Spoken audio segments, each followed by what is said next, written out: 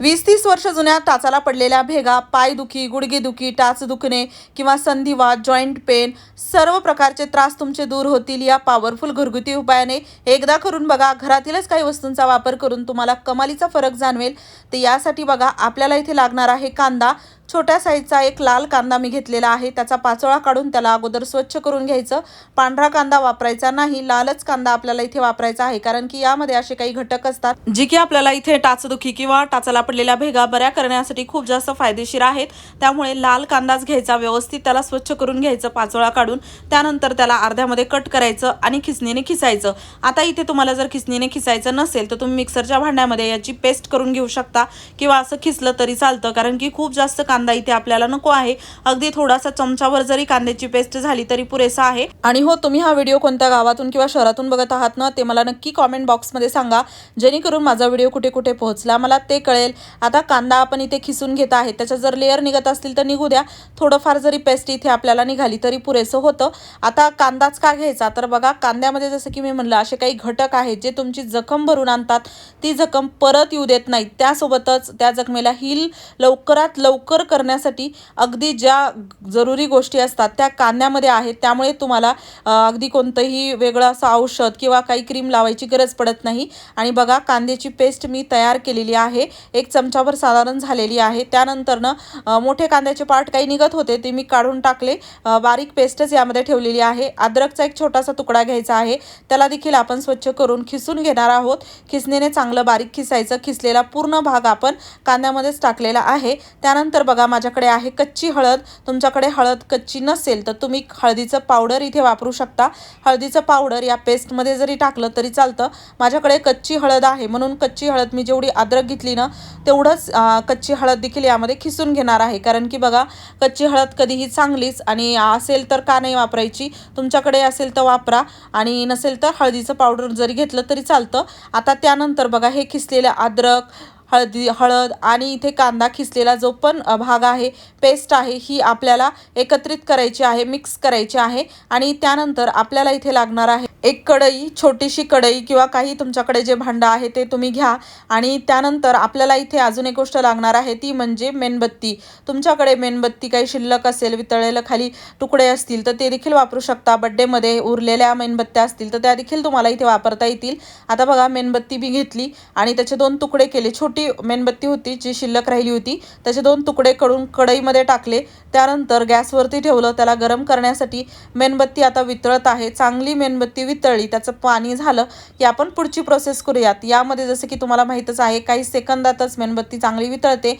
आणि जसं आता आपल्याकडे मेणबत्ती आहे तर आपण याला लगेच बनवू शकतो. जर मेणबत्ती नसेल तर अगदी 2 रुपयाला कोणत्याही किराणा मालाच्या दुकानात मिळते, त्यामुळे तुम्ही ती आणू शकता. आणि त्यानंतर आता बघा ही पेस्ट जी काढून ठेवली होती अद्रक, हळद आणि कांद्याची, ती मेणबत्ती वितळली की त्यामध्ये टाकायची. चांगलं याला गरम करायचं. धूर निघत आहे कारण की कांद्याचा रस आहे. जसं तेलात टाकल्यावर होतं ना तसंच काहीसं होतं. खूप असं म्हणजे पूर्ण तडतडल्यासारखं होतं. धूरही निघत आहे आणि चांगलंच यामध्ये मॉइश्चर आहे. म्हणजे बघा आता आपण जसं पाण्याचा भाग असतो आणि तो म्हणजे तेलामध्ये पाणी पडलं की कसं तडतड होतं ना तसंच काहीसं होतं.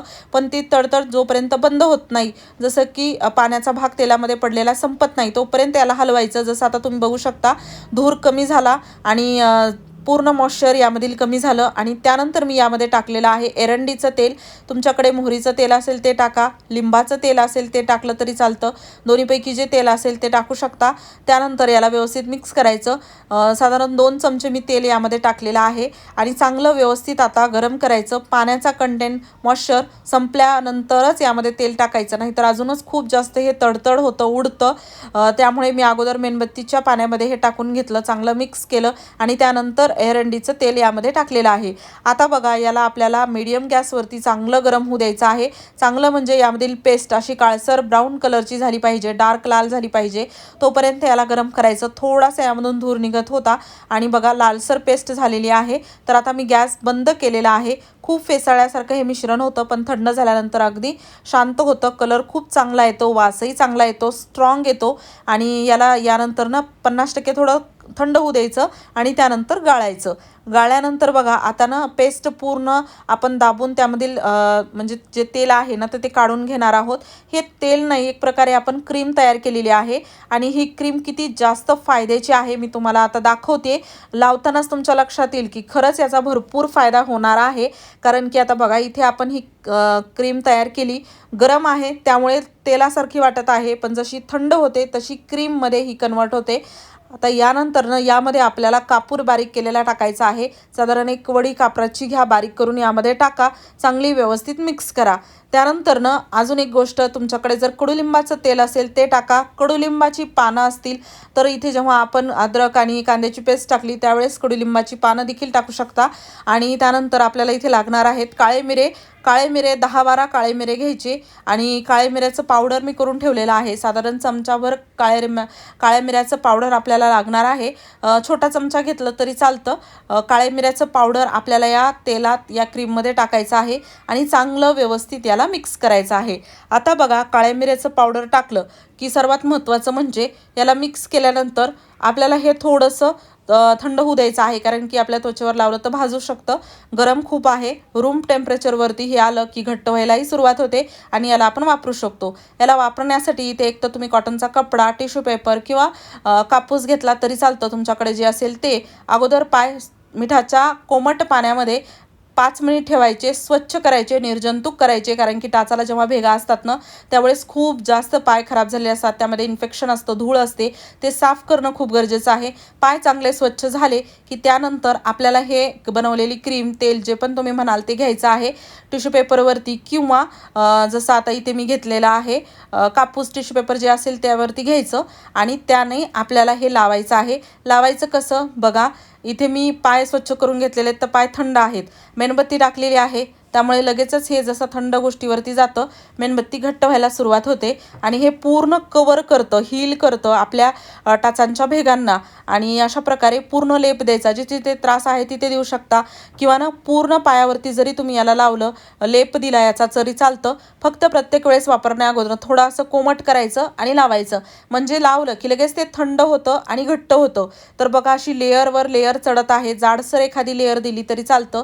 त्यानंतर जसं ही लेअर दिली पूर्ण पायावरती, दोन्ही पायावरती, त्यानंतर पॉलिथिनमध्ये कॅरीबॅगमध्ये पाय बांधायचे किंवा एखादा कपडा घट्ट यावरती बांधायचा, म्हणजे दुसऱ्या कोणत्या कपड्याला लागू नये. रात्री झोपण्या अगोदर हे जर केलं तर अजूनच चांगलं.